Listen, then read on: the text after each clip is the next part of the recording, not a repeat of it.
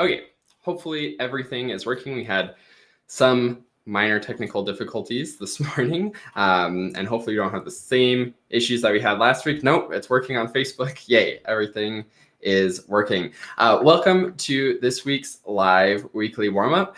Last week, we did this sort of back to basics, talking about like the most important fundamentals of long tones and what to be getting out of long tones. And that one didn't work on Facebook, but it was on YouTube. So go to the Quick Start Clarinet YouTube channel or Josh Gu Clarinet on Instagram, and you can watch a replay of last week's long tones episode, where it was all about what we should be getting out of long tones when we're practicing them. And this week, we're doing a sort of similar kind of video where we're going to be talking all about what to be getting out of technique exercises. This all comes from my philosophy of the 3-step warm-up, which involves starting with long tones to get a great sound, moving on to technique to move that great sound around the instrument, and then finally articulation to be able to shape that good sound.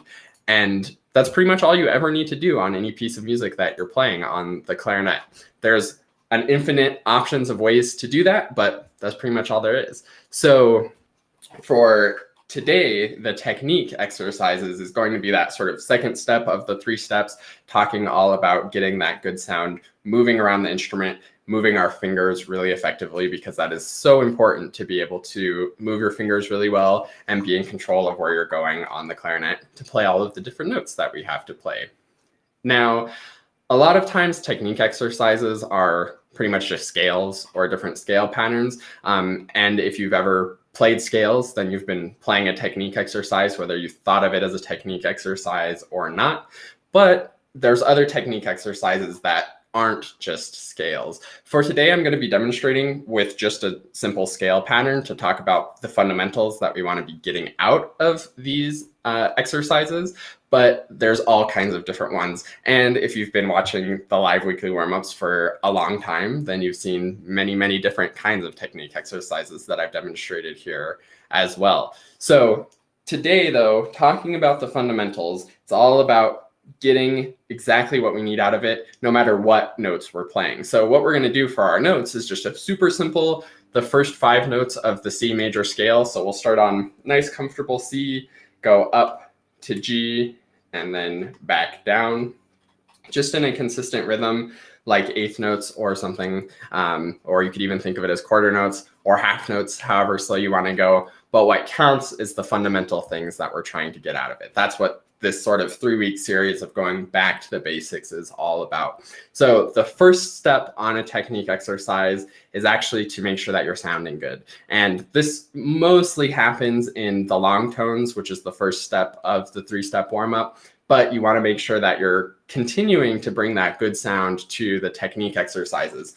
I think of the technique as sort of a bridge from having really great sound on the long tones to needing really great sound in your music. The music is very complicated. The long tones are very simple. The technique exercises are sort of in between, where they're still on the simpler side, but a little more complicated than long tones. So if you can get your good sound on the technique, then you can translate that good sound to your actual music as well.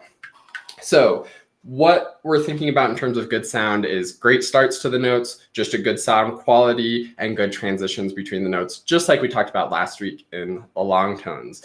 Now, the second thing that is the big purpose of the technique exercise is actually your finger motion and your hand position. So that's probably the top priority. Hopefully in the long tones, you got your sound going and it's pretty easy to continue it into the technique with just a little bit of thought. The main thing to be concentrating on is the control over your fingers. And the control over your fingers comes up in 2 ways. The first is that you're getting to where you need to go on time. So that has to do with playing a steady rhythm, changing notes right on time, getting a good transition between them. And then the second thing is actually how your fingers are moving.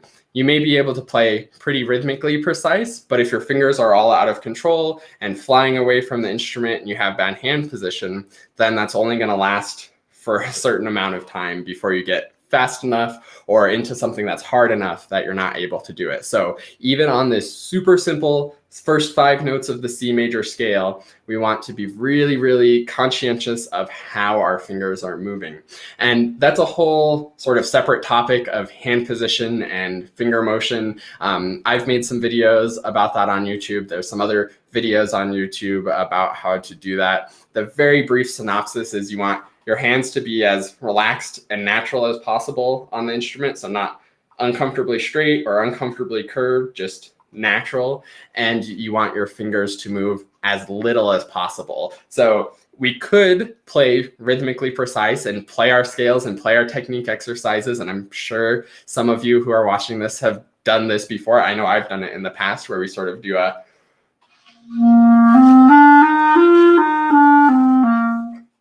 really popular one too when you're playing an open G is to just let this hand take a vacation.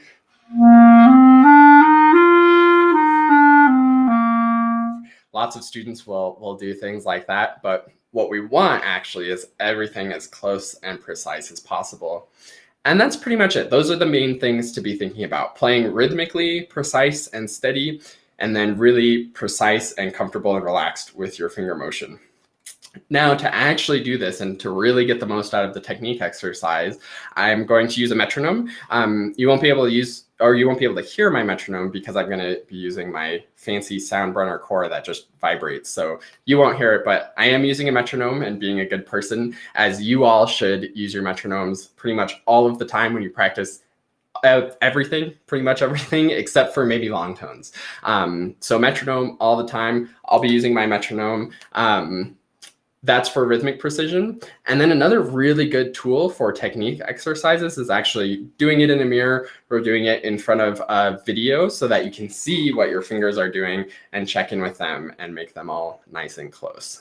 So without further ado, I'm going to go ahead and demonstrate how I would practice this super simple, just C up to G, up and down a few times. And then I'll talk a little bit more about some of the things that I'm thinking about to really get those fundamentals of great sound, great rhythmic precision, and great hand precision. So let me turn my metronome on and wet my reed.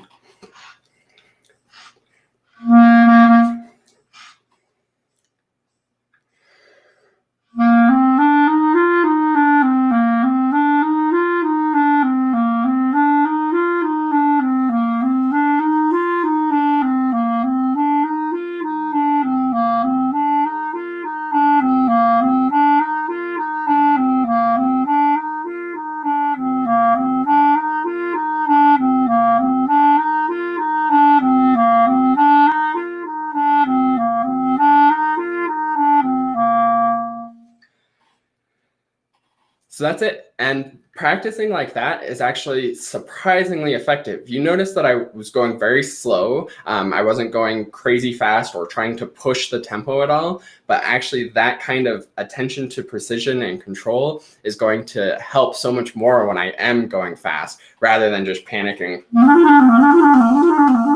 and being really uneven and really out of control with my fingers. So going slow, thinking about perfectly even rhythm, really keeping my fingers close to the keys all of the time, and not just the fingers that are moving close to the keys, but all the other fingers ready to go in position.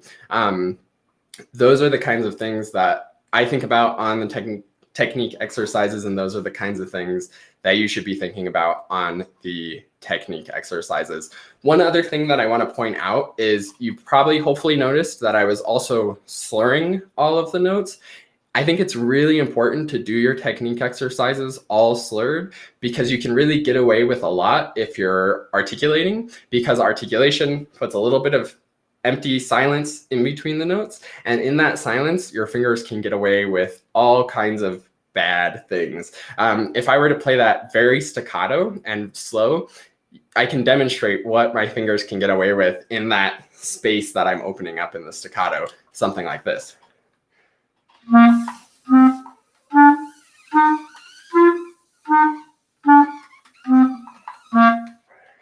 So you could see I played all the right notes and it was fine, but there was all kinds of extra finger motion that was just getting in my way and not leading to good, clean technique. So if you're slurring, you can't get away with that, because if I do the same extra finger motion slurring, it'll sound really fun.